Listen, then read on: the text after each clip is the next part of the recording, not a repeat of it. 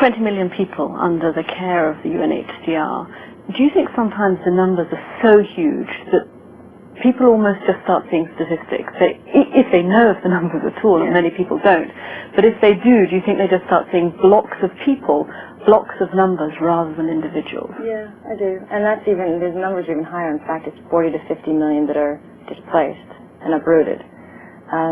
So yes, and I think also with Africa, it's that same thing. They speak about Africa and they say donor fatigue, or all these horrible things we call that, when people just hear it's another famine, another crisis, or it's just never going to, and people get very, frustrated with, well, what can be done? And I think that's why this time, where there are these new things, these Millennium Goals that are being talked about, these new developments, these villages, or all these different ways, these new inventions and things that we have that it is possible now, that it's not just we should keep putting Band-Aids, we've just got ideas to kind of fix it, but there are new things and new plans that I think if we all pull together and really work together, they're real big solutions that will solve the problems in a different way and really go from the ground up and not just be kind of, I think that thing they say, if you can give a certain amount of money for fertilizer, and help people grow their crops, or you don't give that money and then, 2 years later you're giving 100 times that money in food aid.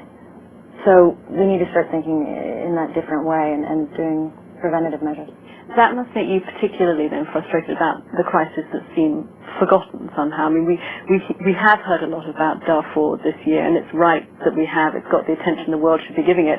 But then there are other refugee crises around the world, Chechen refugees. Yeah. People really don't seem to remember at all. No, UNHCR works in over 110 countries.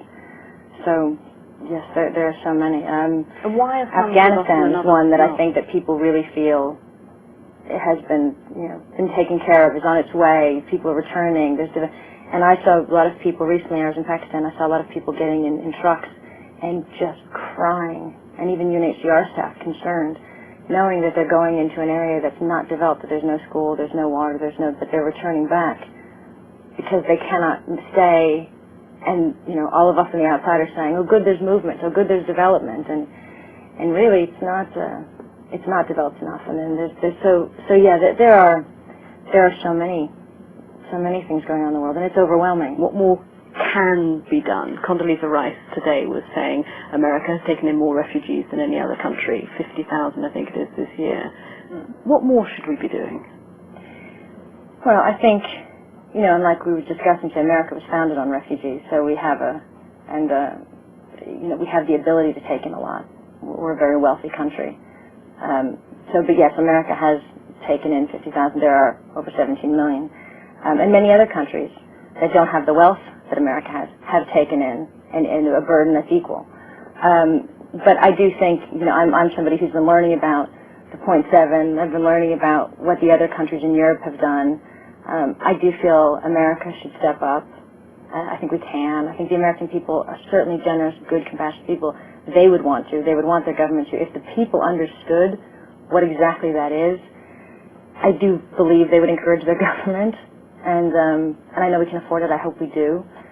I think that relief is wonderful, and I'm thrilled. I think there's just a lot more to do, so we all can keep pushing forward. Thank you very much.